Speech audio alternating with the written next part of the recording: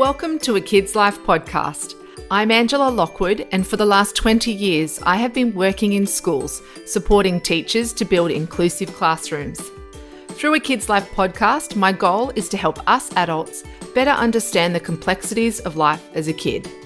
My guests and I share stories, reflections, and simple strategies to support kids of all needs as they walk through life. So whether you're looking for inspiration, direction, guidance, tips, or just a laugh, A Kid's Life podcast is the place for you. Enjoy.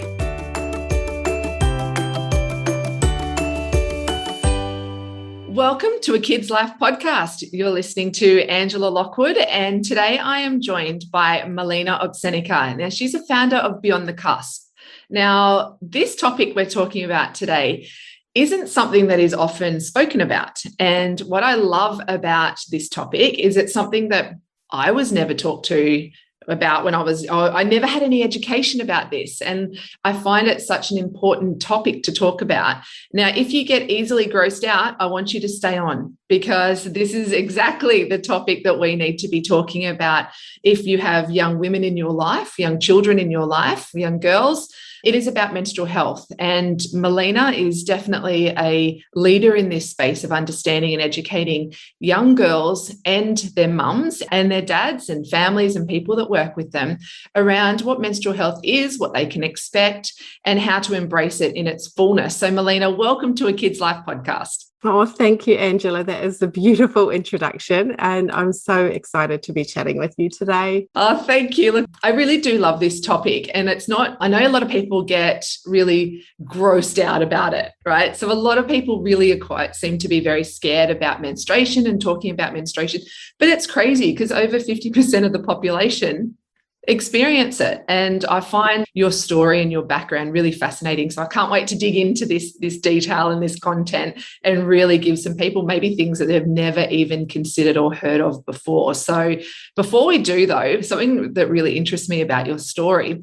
is that you came from a sales and marketing background, and now you're speaking about menstrual health. How do you make that leap from sales and marketing, photographer, to now an educator on menstrual health?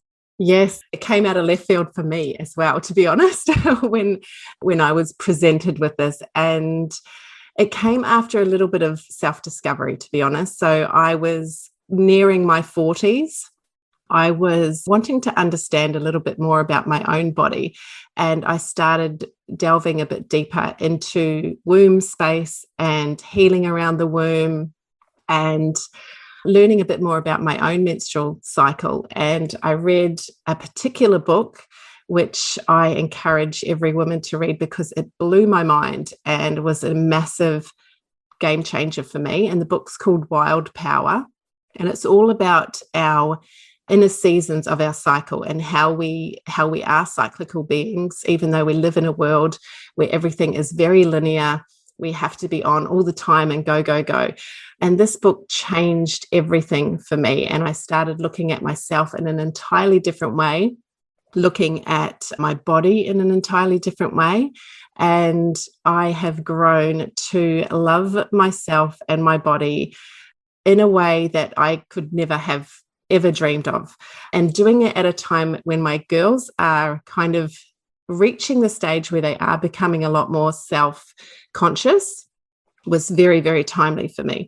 So as I started to learn about this, my eldest daughter probably would have been about 9 at the time. I also started thinking, because I hadn't even spoken to her about periods at all by the stage. So I think there might have been one conversation when she brought home the book, Hey God, It's Me, Margaret, from the library. So can you remember that book? It's a Judy Blume book. It's called Hey God, It's Me, Margaret. I remember reading it when I was 12, and she brought it home at, I think she was 8, and I knew it was about periods, and I was thinking, oh my God, I'm going to have to talk to her. I don't know what to say, all of these things. So at the time when I was learning about myself, I was also looking into how to speak to my daughters. And what I was learning was I felt kind of ripped off that I had gone through so many years of not understanding my body, beating myself up for thinking differently about my body from week to week when all it was doing was what it naturally should do. And I thought, I really don't want this for my own daughters. I cannot have them getting to their 40s going, or you know, late 30s, thinking, what have I not been taught? What is, you know, all these amazing things that our body does, and them not being aware of it. So I did a lot more research into things. I taught myself a lot. And at the same time, I was reflecting on my own childhood. And I was brought up in a very religious household, although I was brought up by a single dad. It was a religious household. But the one thing, which I'm no longer part of this religion, but the one thing that I did take away was during my teen years, the support we had from other women mentors within the church group. And those women kept me grounded through my teens. And I reflected on that, thinking this is what our teen girls really miss out on, is these mentors that are outside of our mum, that teach us things that we might not normally learn. And I felt like we need this kind of space for our young girls now. And so that helped me kind of meld the two things together, the importance of knowing what our body is doing, plus the support from a wider community of women. It's been working really, really well. And, you know, I often think I'm not educated in any kind of, you know, I'm not trained in anything medically, but what I do have to offer is really, really important. And so that's how I kind of got to be where I am. It is so important. I can remember as a young girl, I also grew up in quite a religious household, and no one ever spoke about your periods. Like, I had no idea what it was. And I remember when I got them, and of course, it's just that perfect scenario of friends over of my parents. You know, my mum had friends over, and I went to the bathroom, and then I noticed, you know, that I just got my periods. And so I was quite scared, going, oh my gosh, what is this all about? Like, I think I've got those things that I've heard the word, but I have no idea what it means for me now. And I can remember walking out into the lounge room, and I said, Mum, I sort of need to talk to you. She goes, is it the time? In front of everyone. Oh my goodness. It's time to be completely embarrassed and want to just go into my shell. Yes, it's that time. Like, it was just, no trauma attached to that. Hey, this minute down the track, seeing it so clearly. But yeah, it was an interesting time where it was a little bit of fear. It was unknown. It was uncertainty. And I can remember Mum being really excited about it. And I'm thinking, why in the world are you excited about this? And why are you telling your friends right now? Like, this is embarrassing. So I'm sure all of our listeners, you know, obviously women listeners have got their own story about when they got their periods and how that all came about. I remember listening to one of your podcasts. Obviously, you have the podcast Beyond the Cusp. There was a really interesting story I loved listening to, where you talked about you'd go shopping with your dad, and he would actually buy you your products. Now, I don't know about you, I still do this. A woman in her mid-40s hiding the products underneath, like the biscuits. And why do we do that? Like, why is there shame attached to buying menstrual products? And I love that your dad did that. Was he a hider of products? Well, so I had to, when I first got my period, very much like you, I didn't know much about it at all. Those things just weren't spoken of. And I just wanted to touch on your story too. That would have been very, very confusing as a child, to almost feel celebrated when you didn't even know what was happening. And like, if she was saying this is getting excited about it, you think about all the other things we celebrate, there's a lead up to it. There's, you know, if you're celebrating a birthday, there's a lead up to it. It's not just all of a sudden something amazing happens when you haven't even spoken about it before. And I was very confused too, Milina, like, how come I'm celebrating the fact that I'm bleeding? Like, this is weird. Yes. I don't celebrate when I cut myself. So yeah, anyway, we'll get back to that. Exactly. I do want to talk to you about, you know, how do we communicate to our daughters? You know, how do we balance that it is a beautiful thing and it is celebratory, but it's also, you know, this is going to happen to you every month for a long part of your life, the reality of it. But we'll get to that. I want to talk, about your dad. I would love to know that scenario. I love this story. Yes. So I lived with my dad, 3 older brothers and a younger sister. So it was a very, very masculine household. I would see my mum on every second weekend holidays. But I got my period, got home from school, noticed it in my underwear, and I had to go and tell Dad because we had nothing, absolutely nothing in the house. So he went and got something for me and some chocolates as well at the same time. And, he's my hero. My dad is, he had to probably grow with us as well. But yeah, so I would go shopping from then on. I would go shopping with Dad, and I would tend to hide them. I'd go off while he'd be doing the grocery shopping. I'd go off into that aisle by myself, so he wasn't even around me, and then come back and quickly hide it. But again, because we never spoke about it with anyone, even with our friends. Like, I remember one friend asking me continuously, nearly every week, have you got your period yet? Have you got your period yet? And I think because she had it, and because every time I'd say no, she'd go, oh, no, me neither. But I think she did have it, but she was too scared to admit it. But there is this underlying shame and stigma around it. So we would kind of hide it. I didn't have anyone to speak to either. I had, older brothers. They had girlfriends, but, I wouldn't really speak to them. I would now, but not at the time. And even still, my mum really wouldn't. It was just a given. Once you got it, and you just deal with it. So I think there is a lot of confusion because it's just accepted that you get on with it and you do it quietly. And that's more by osmosis than anything else. I know a lot of women, of course, experience their periods and the cycle around having their periods very differently. Some people find it really painful. Some people find that it's fine and it just happens. Some people it sticks around for longer. Some people have a couple of days. There's a whole range of different experiences. How do we communicate to our daughters that it's okay, the fact that you are, and please excuse my frankness, that you are bleeding, for a period of time every single month, and it's going to happen to you for the next 40 years maybe of your life, maybe. How do we balance the positiveness of embracing your femininity and loving your body, and what a gift it is to be able to go through this and to be able to have children and the whole thing, with the reality that, do you know what, sometimes it might be really painful and you might get teary, and there's days where you might feel a little bit cranky, and how do you communicate that balance to them without freaking them out? So the first part of this is that anything that they have been exposed to when it comes to blood before has been painful, has been either an injury or has been an accident. So for them, blood means pain, blood means trauma, blood means something that, it's not comfortable for them. So when they start to think we bleed from there in an area that, again, is not spoken about, it can be really fearful for them.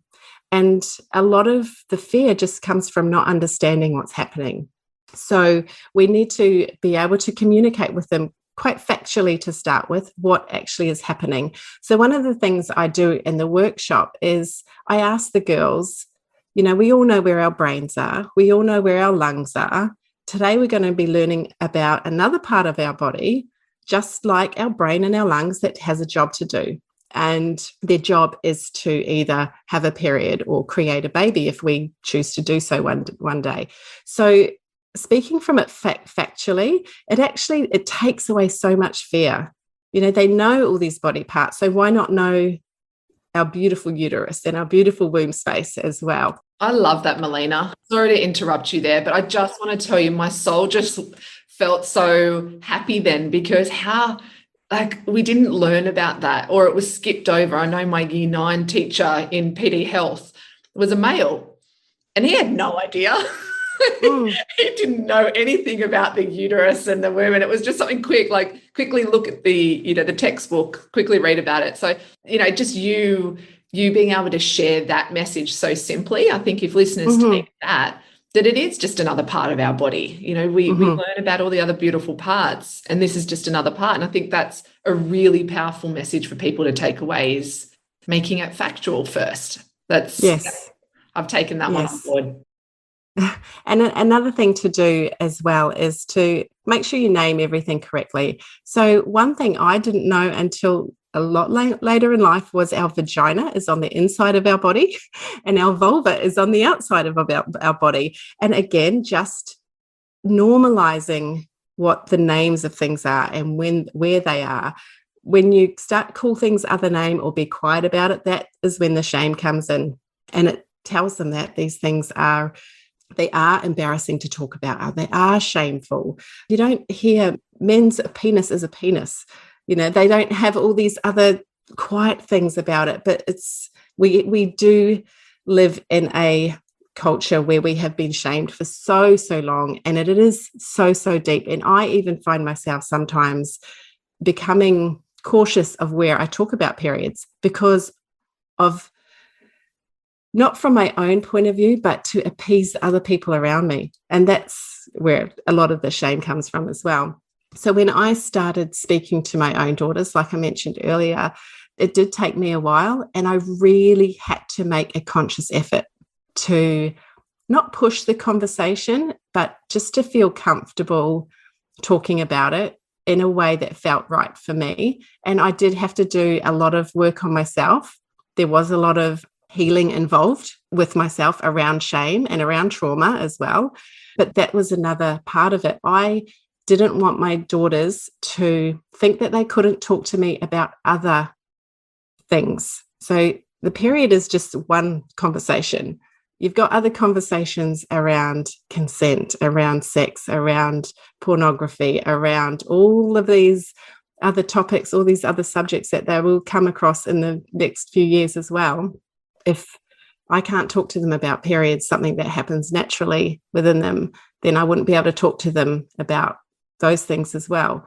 And because I experienced some of those things and I had no one to talk to, I didn't want them to go through the same things.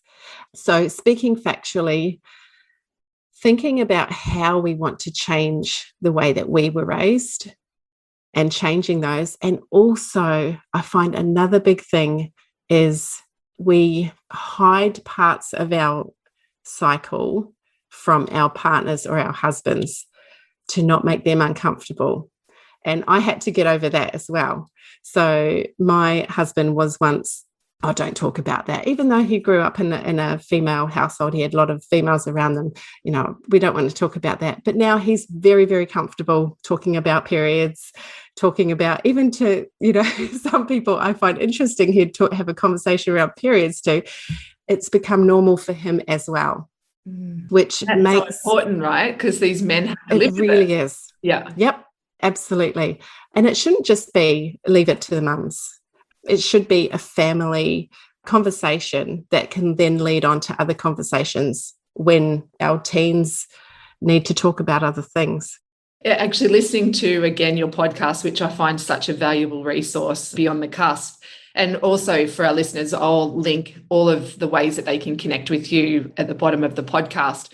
But I love with the podcast the way that you really factually talk about periods. And I know after listening to one of the episodes, I realized one of the things I do is I do hide the pain. I can't say that I do experience a lot of the painful elements of having my periods, and I would just be really cranky or snappy and I wouldn't say why. And it was after listening to one of your episodes, I'm like, no, I'm going to say to my son and my husband, I actually feel this way right now because of this reason.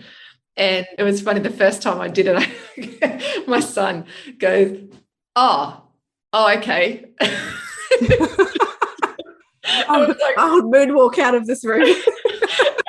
I just said, and he goes, and I just thought, okay, cool. That's the end of that conversation. But I'm glad that I could share that with him and just sort of say, I am feeling a bit flat right now, and this is why. And the reason I'm laying on the lounge is because of this reason. And I don't want to normalize pain or anything like that is associated sometimes with having your periods. But I just wanted him to know that, when you get a girlfriend, this is going to be something you're going to have to consider, because she might be a little bit snappy. It doesn't mean she doesn't like you anymore, or you've said something wrong. It actually doesn't always have something to do with you men.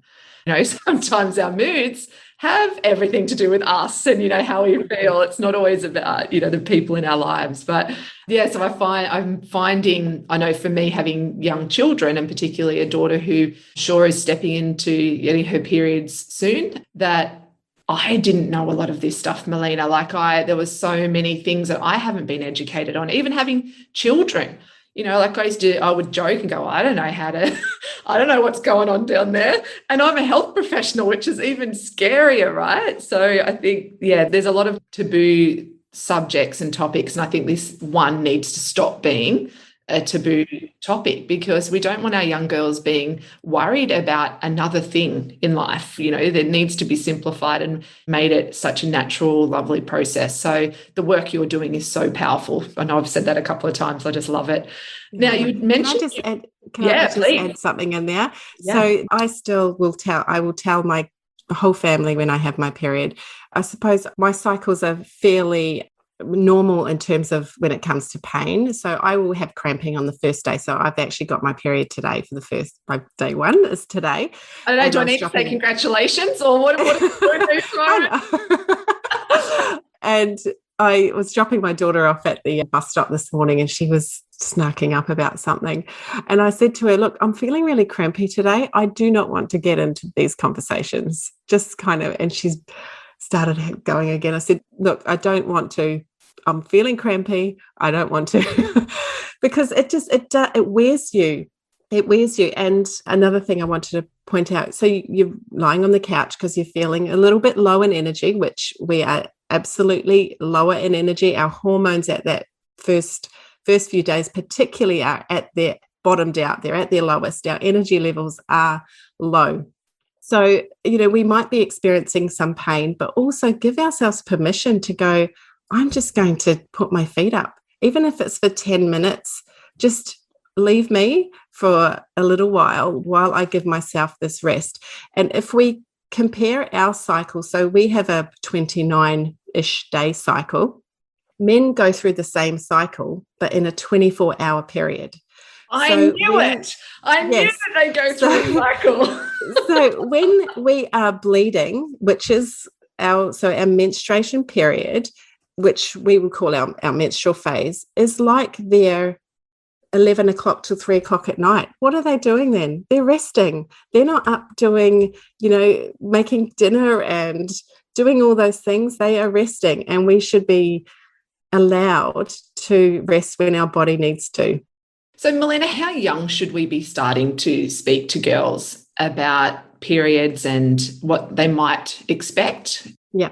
So, as I mentioned, I didn't speak to my daughters until much later. I'm going to say if I had it again, I would do it differently. But in saying that, I'm actually really, really comfortable with how our relationships are around conversations now. But it has taken a lot of work.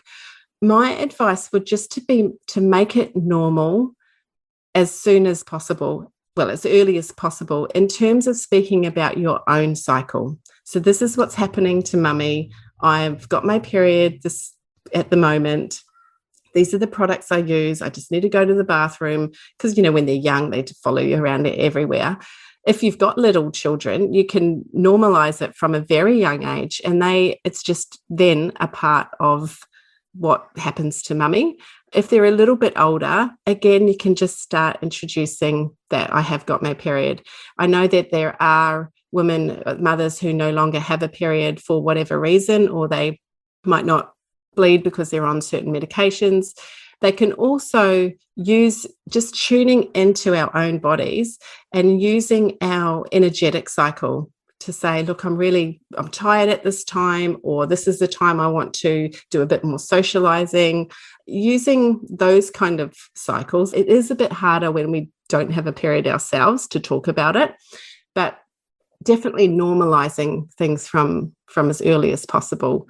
And then also just asking what they know about it themselves. Our children know a lot more than we give them credit for. They have access to things that we never had access to. They are talking about things in the school playgrounds, even if they don't have access to a phone or a device themselves. Someone does, and they're talking about things a lot earlier. So asking them what they know. I like sharing stories. So sharing a lot of stories about our first periods, even if sometimes they are not the most positive things. By sharing our stories, we're showing them that we're changing things for them and it can be a more positive experience, and that you are the person that they can come to when they need to. But I think the earlier, the better, because they know more than what we realise they know. Yeah, I do a lot of work in schools, particularly through my program, The Inclusive Classroom, about, supporting teachers to better, include kids of all diverse needs. So, a lot of girls get their periods for the first time at school. What should teachers have available? Or, have you got any tips of how teachers can communicate with children if a girl comes up to them and, because it'd be like, I could imagine at school there'd be lots of children, lots of girls who they might get scared if they haven't had this conversation, or they might be worried. They get their periods at school. What should teachers do, and how should they sort of support that young girl if she does get a period at school? Yeah, it's surprising how many 10-year-olds are getting their periods now. So, they're still in primary school. Some of the primary schools might not have the bins in the toilets. So it can be a very anxiety-inducing experience for them. I know within some schools there are teachers that girls can go to if they need products and things like that. But I think there needs to be a whole lot more support. Having watched my daughter, who, we have very, very open conversations now, and she's quite comfortable with her period, she still gets really anxious about leaking and about how often she needs to change her pad. So I would encourage any mothers to let the teachers know when their daughter does have their period, just so they have someone to kind of watch out for them. So when they're at school, there is someone there that they can go to when they are feeling anxious. Or the hardest thing to know is, how often do I have to change a pad? Have I leaked through my uniform? And needing to go to the toilet quite often to check that. And I know in some schools it's quite hard even to leave a classroom when they are feeling like it's, have I leaked? Do I need to check anything? So having a teacher that is aware of what is going on can ease a lot of anxieties. And again, just normalizing the conversation, normalizing even just what periods are, is really, really important. But having a go-to would be a big thing. Also, having products available would be really, really helpful. But I know it gets a bit hard because some students are not very, they're not very mature with what they do with certain things. So that gets a bit hard, but definitely having a go-to and having the conversation between a parent and a teacher, to know that they've got support there. What about from the parent's perspective? I know for my daughter, I have in her bag products just in case, I love this new underwear that's now out for young girls. Gosh, I wish we had those when we were younger, just so that it's as a backup. So what should parents be doing now? So if you've got a daughter sort of year 5, 6, anywhere up through high school, what should be in their bags? Yeah, products nowadays are so good, so amazing. Definitely they should always have something ready to go in their bags, multiple items if possible. Even if it's just for a friend, the friend can get caught out and they can offer support there. Definitely, there is no right and wrong with what people tend to use, what they want to choose to use. But having a pads and the underwear are a really good idea. Even some wipes, they can have some wipes if anything does happen, a leak over. My tip when it comes to using the underwear, which are a fantastic product, is to use them with a pad. And that way they can use it with a pad. They can actually see what their period looks like. They can get used to how much it would fill up, or how much, how long they need to go before they need to change it. Making sure you've even shown them how to use a pad. So opening it up, sticking it into your underwear, how to dispose of it, all of those things, because we might just think we've used them so many times, it's second nature to us, but for them, they might get confused by it. So making sure you show them how to use it. Even with the tampon, showing them how what to do with it, because some girls don't realize that is actually inserted inside. They think it's like a pad and will sit in the underwear. So making sure you show them exactly how it's used. So with the underwear, if you use the pad on top of the underwear, that will get them through a couple of hours. Then once they need to change that, they can dispose of that. And then they've got the underwear for the rest of the day. So they don't need to kind of get another pad to use, because again, they still go through that shame of, can they hear me opening a pad? And you can't take your bag to the toilet, right? So it's hiding it. Where do I put it? Do I put it in my school pocket? Yeah. And I love when I'm listening to you say this, it's really about reducing a lot of the anxiety and the uncertainty around getting your periods for young girls, because the kids can often feel really alone, and this is one thing they don't need to feel alone with. And, it's not like it's going to be this beautiful thing where they're going to get it when they're at home. They're going to wake up in the morning and birds are going to fly around and, it's going to be this joyful moment. It could be that they need to go to the bathroom at school or they're out playing sport and they feel something in their belly or whatever it is that they're feeling. And I love that. It's about reducing the anxiety for the girls and normalizing. Now, before we sort of finish up, I feel like I have got so many questions I still want to ask you, Milina. For a friend, clearly. I know that you do run in-person workshops and online workshops for mums and daughters, but you also have a new program that's coming out. Can you just tell us a little bit about that?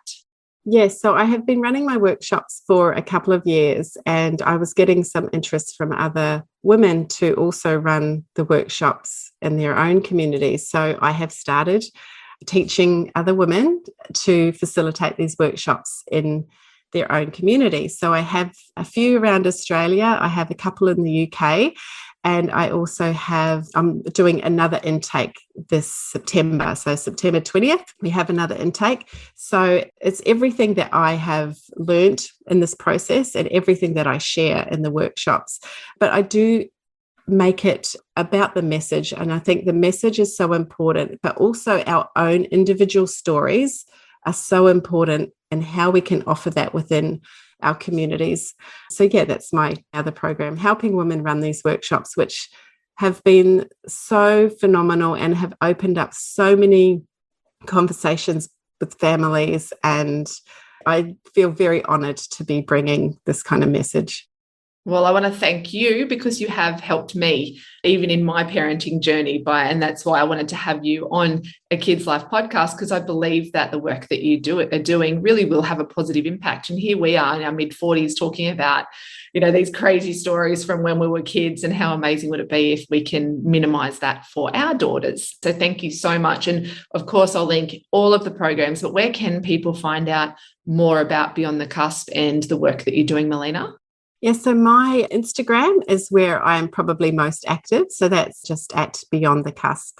Yeah, so come and follow me along there and see me try to do silly reels.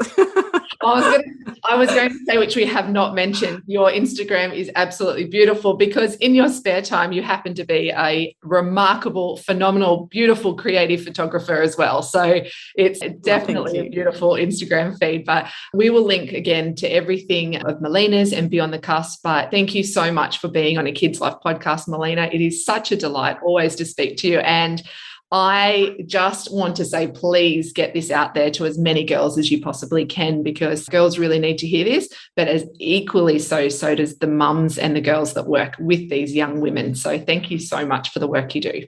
Oh, thank you. That means so much. Thank you, Angela. Thanks, everybody, for listening to a Kids Life podcast. I'm Angela Lockwood, and we've just been speaking with Milina Opsenica of Beyond the Cusp. Of course, if you want to hear more episodes about all of the issues that kids are facing in modern times, just to educate and simplify it for us adults, please subscribe to a Kids Life podcast on all of the platforms where you listen to podcasts. Everyone have a wonderful, wonderful day, and thanks again for joining me, Angela Lockwood. Thank you for listening to a Kids Life podcast. To stay up to date with all new episodes, please subscribe on Spotify, Apple Podcasts, and Google Podcasts. If you want to know more about the Inclusive Classroom or any of the other programs I provide, please go to angelalockwood.com.au. And until next time, slow down, have fun, and enjoy.